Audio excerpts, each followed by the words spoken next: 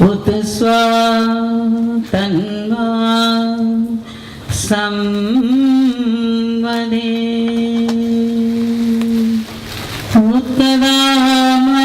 उत्तरामन्तर्वर्णे भुवानी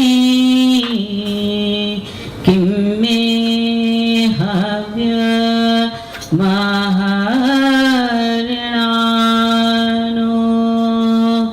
जुषेद कदा वृलीकं सुमनाभिज्ञम्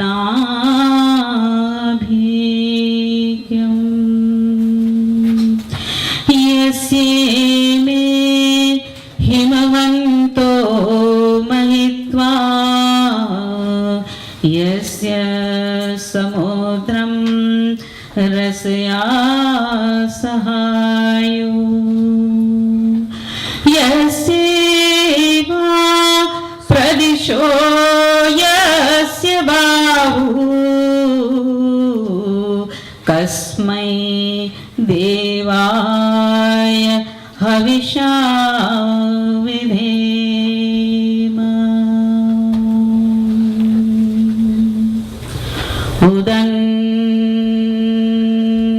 उदन्तरिक्षम् उन्मादयत मरुतः उदन्तरिक्षं मादय अग्नुन्मादय तमसो मामनुशोचतु।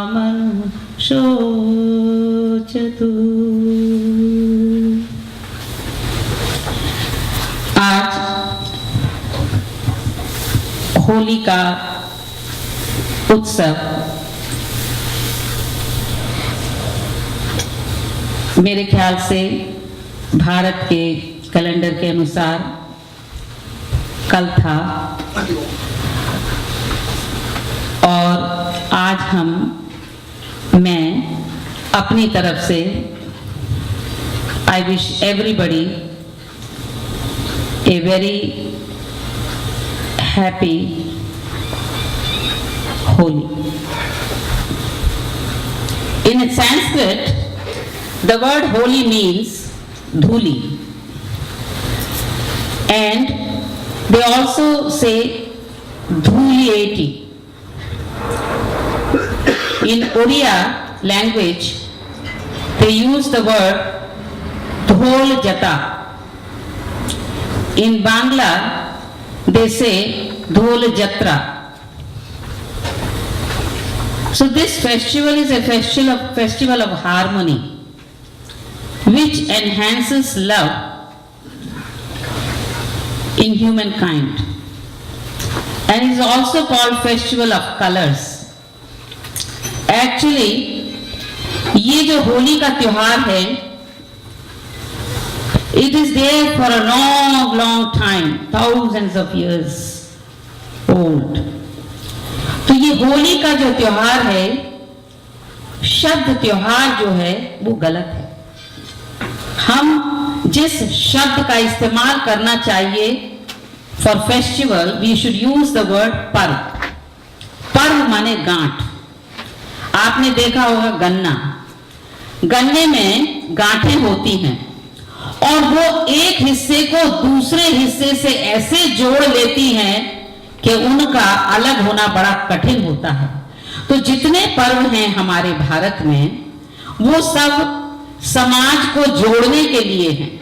तो इसलिए we should not use the word festival, of course in English we use, but त्योहार शब्द जो है वो गलत है। तो हमें यूज करना चाहिए पर्व। तो ये होली का पर्व है। ये होली का पर्व हजारों साल पुराना है और प्राचीन काल में होली को मदनोत्सव कहा करते थे।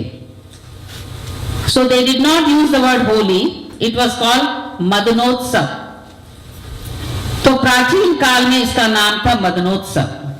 उस समय भी रंग गुलाल से अपने प्रियजनों पर वो रंग डाला करते थे और अपने जो ये शीत ऋतु जो है, the winter is passing by and now they are welcoming the spring. Actually this is a festival, एक सांस्कृतिक पर्व है ये। होली का त्योहार सांस्कृतिक पर्व माना जाता है।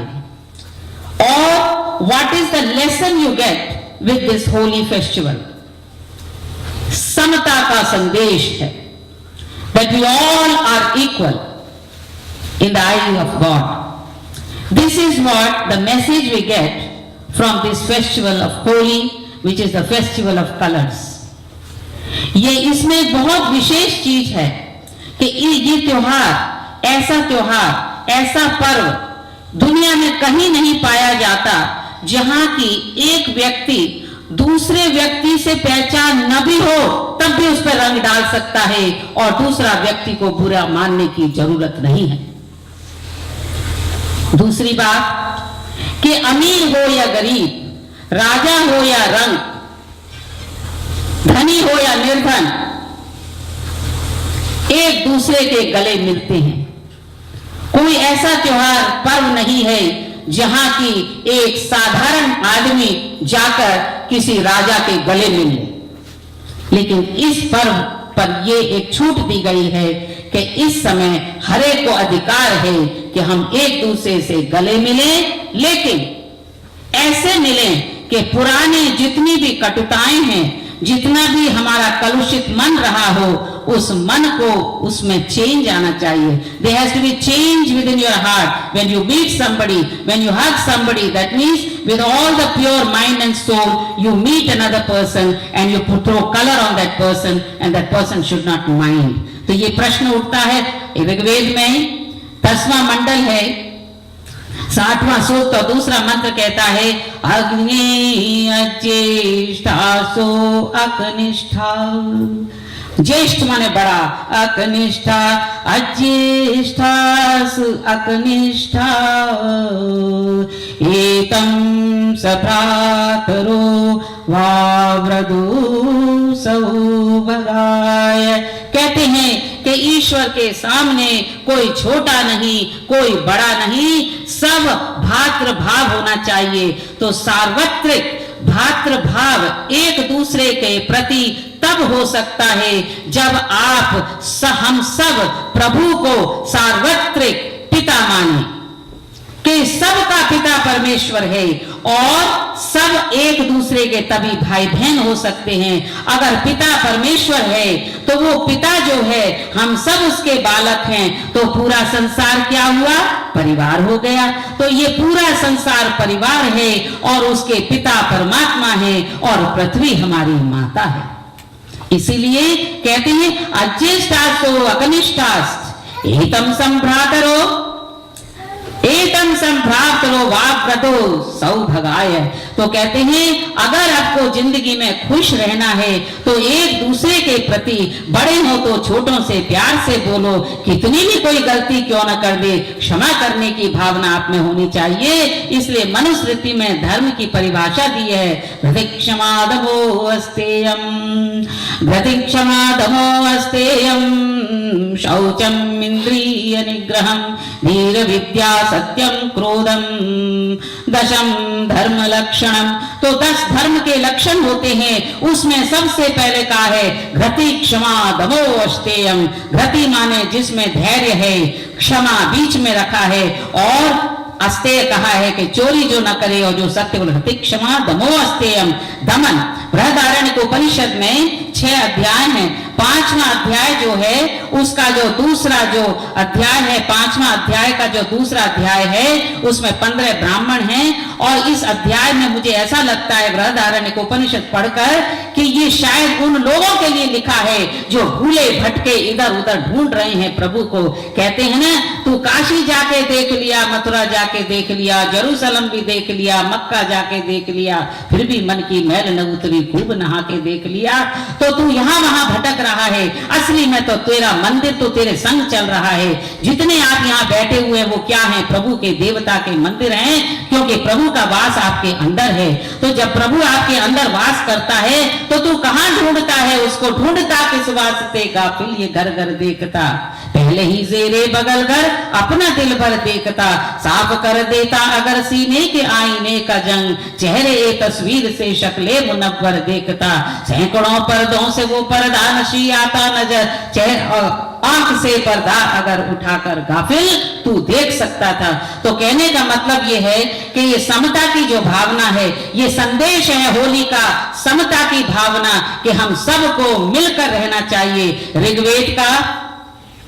ऋग्वेद का जो पहला मंडल है और उसमें 191 सूक्त है और दूसरा मंत्र है, वो क्या कहता है? सब मिलकर चलो, सब प्रेम से रहो।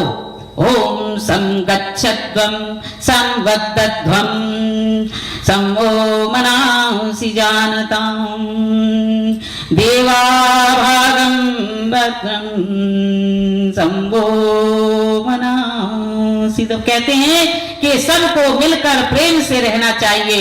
और ये तो होली का त्योहार जो है न खाली भारत में मनाया जाता है, और जहां जहां भारतीय बस गए हैं वहां पर ये त्योहार मनाया जाता है। मलेशिया में, साउथ अफ्रीका में, सूरीनाम में, फिजी आइलैंड में, और ये आजकल तो यूके वगैरह में मनाया जा रहा है, गयाना में, Trinidad, all over the world this festival is being celebrated wherever the Indians have gone, and they are celebrating this festival, and it is a festival which gives you the message that we have to live with unity, और सब एक समान है, कोई धनी, nobody is rich, nobody is poor in the eye of God। So हमें चाहिए कि आज के जो message that you have to take from here is मोहब्बत की दुनिया, मोहब्बत की दुनिया बसा के रहेंगे, हर दिल में अपना बना के रहेंगे।